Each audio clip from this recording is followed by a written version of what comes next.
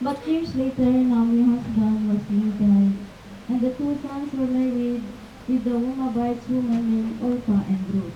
But came to sudden, the two sons were also died.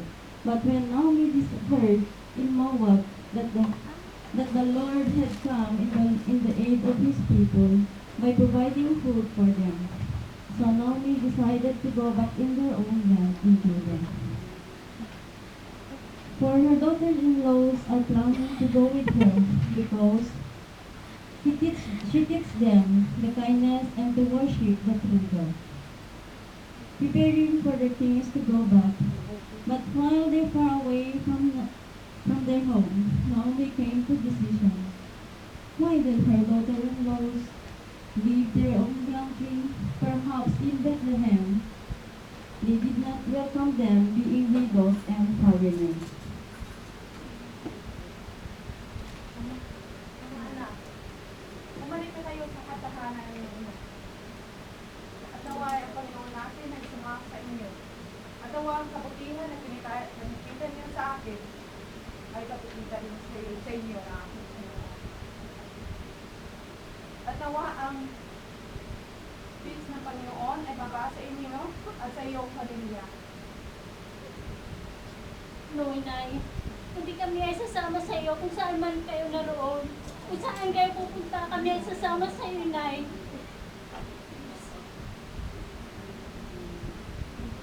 Anak, umalik ka na sa iyong ina.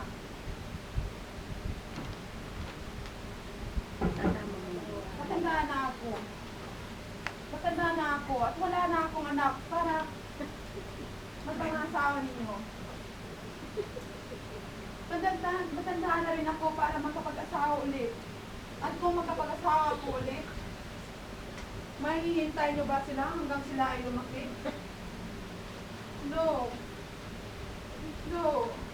Sorry that God has sent me all these troubles.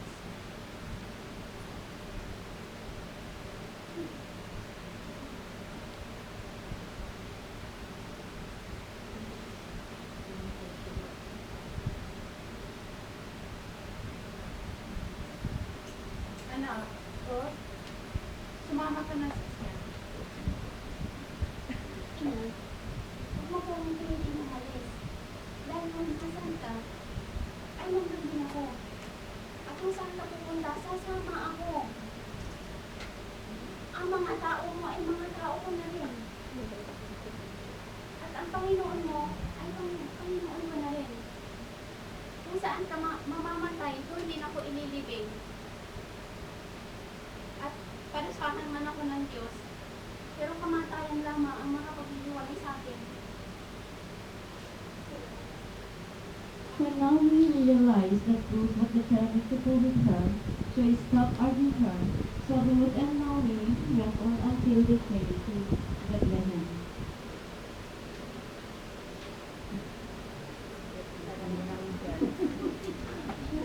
Ito ang bayan na pinangako ng Panginoon sa Abraham.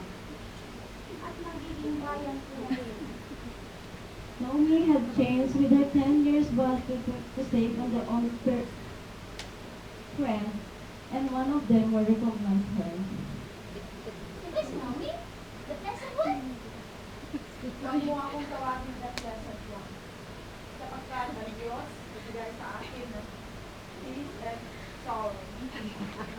Namatay ang aking asawa at aking mga anak. Ito naman ang manugang kong si Roth. Natagang Mawabad? Manugang na mawabad? Sinasama kayo sila yung mga report yung mga yan. But when Naomi arrived in Bethlehem,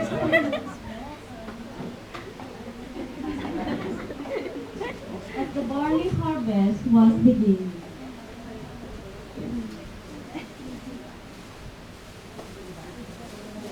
Ayan, ang basura.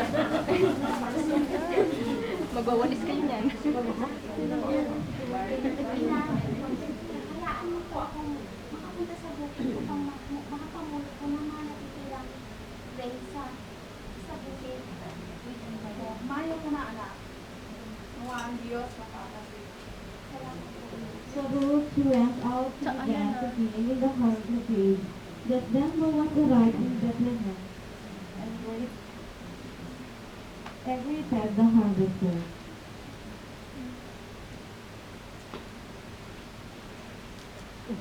Ayaw mo ilagay sa buwas.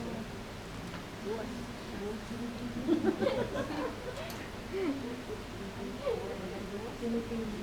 Sino ang babae niya? Ha? Ang babae niyo? Siya yung Moabites na galing ng Moab. Kasama ni Noemi. Pumupunta sila ng bukid. Umaga hanggang gabi. Kinig ka sa akin. Huwag kang umalis at mamulot sa ibang bukid. Manatili ka dito kasama ang aking mga tagapangasiwa. At sinabi ko sa kanila, hindi ka nila gagalaw. At kung ikaw ay nauuhaw, pumunta ka ng tubig tuloy sa lalagyan. Napakabuti mo sa akin. Oo nga. 10 minutes na. Kahit ako isang larukan lamang. Narinig ko ang lahat ng ginawa mo sa Indianan pagkatapos namatay ang iyong asawa.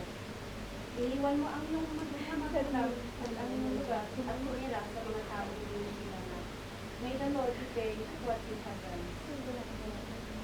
Pinalakas mo ang aking katoohan at sadyang napakabuti ng tao.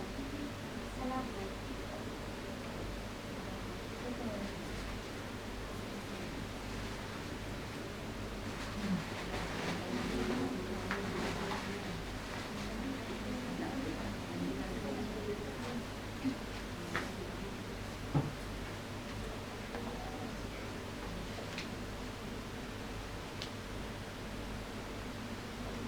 So Boaz gave orders to his men with she gathered any of the field.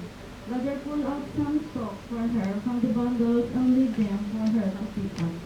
And so Ruth lived in the field until evening.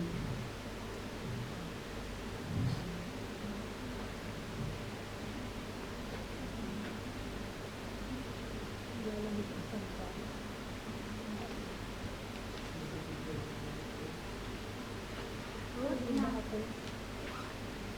Sa tingin mo ba? Siguro, pupunan ikaw ng bakal. Do you think it is correct for you?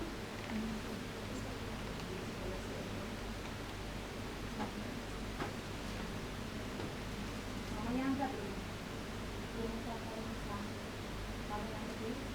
Pumunta tayo sa rice floor. Magbihis ka. Magpaganda. Magsuot ka ng magandang damit. At puntahan mo si Ina. Ay, si Boaz.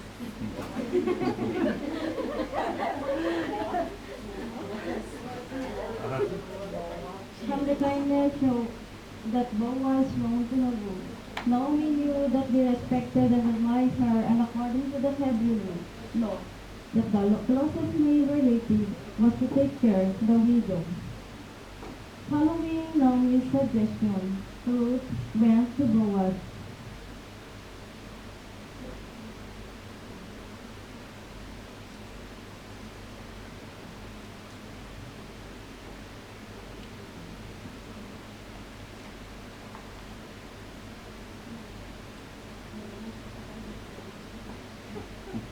Sino ka? Ako si Ruth. Ang magandang Maganda ang ginawa mo at hindi ka napunta sa ibang land. Hindi ka rin sumasamabot at bukas titignan ko kung ano ang nangyayari. Totoo, ako ang kisnan rin pero magkabuhay sa taas.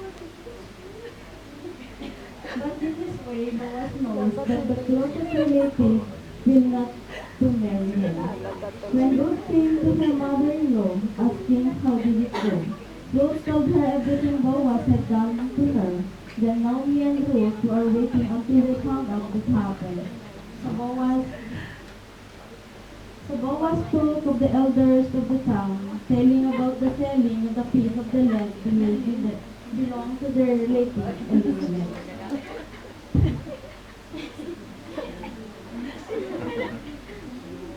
Kung bilhin mo ang lupa, bilhin mo. Kung hindi, sabihin mo sa akin para alam ko. Bibilhin ko! tanggal Sa yan. sa araw na ibibigay mo ang lupa, kailangan mong tumira dito kasama si Naomi at Ruth upang mapanatili ang pangalan ni Elimelech at ang kanyang kalagayan. But the nearest relative, thinking that if he will buy the land, and Ruth will be with him, and their sons, the properties will transfer to the Moabites. So the nearest relative decided. Hindi ko bibilhin. And he removed his sandals to show that he will not buy the land. So Boaz announced to the elders and all the people, Sa araw na ito, kayo ang saksi na binili ko lahat ng ari-arian kay Naomi at lahat ng ari-arian.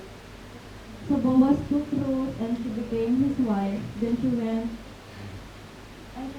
and the Lord enabled her to conceive and give birth a son.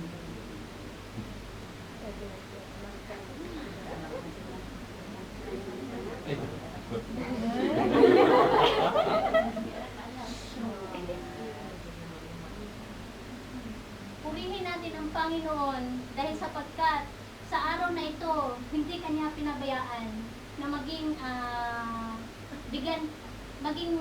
bigyan ng isang malapit na kamag-anak. At ang iyong manugang na mapagmahal at loyal sa iyo ay mas higit pa sa kung meron kang 7 anak, kung meron ka man. For the child of your own, named Obed, with one day you have a son of your own named Jesse, who lived the fatherhood named David, the ancestor of Messiah.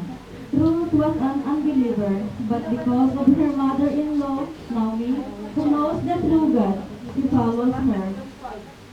So God rewarded her life for her faithfulness, willingness, and her obedience to the true God.